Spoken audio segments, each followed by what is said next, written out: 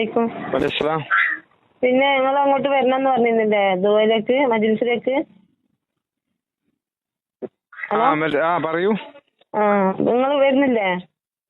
എന്തൊക്കെയോ ഇത് കേൾക്കുന്നുണ്ടല്ലോ. നിങ്ങൾ അതൊന്നും കേക്കണ്ട. ഇപ്പൊ ഇന്നലെ കൂളിവൈന് വന്നിരുന്നില്ലേ ആര്? ഞങ്ങള് ഇല്ല, ഞാനറിയില്ല, ശ്രദ്ധിച്ചില്ല.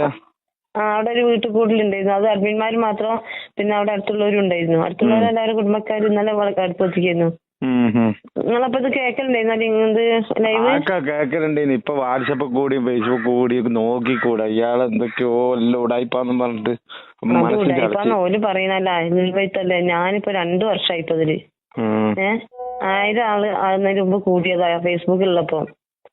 നിങ്ങൾ അങ്ങോട്ട് വരുന്നുണ്ടോ എന്നുള്ളത് അറിയാൻ വേണ്ടിട്ട്. ആദ്യം വരണം എന്നെല്ലാം പറഞ്ഞ് വിളിച്ചല്ലേ, പക്ഷെ പിന്നെ എല്ലാം കൂടി എന്തൊക്കെയോ ചിലപ്പോ ഇവിടുന്ന് മൊത്തം ക്യാൻസൽ ആയല്ലോ. പനമരം നെല്ലുമ്പോ ഫുള്ള് ക്യാൻസലായി. ഒരാരും വരുന്നില്ല എന്ന്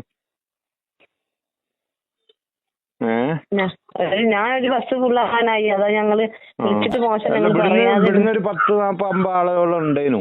അപ്പൊ ഓരോടെല്ലാം വിളിച്ചപ്പോ ഞാൻ എന്തൊക്കെയോ ഉടായിപ്പാ കേൾക്കുന്നത്, നമ്മള് പോണ്ടാന്ന്. അതാണ്.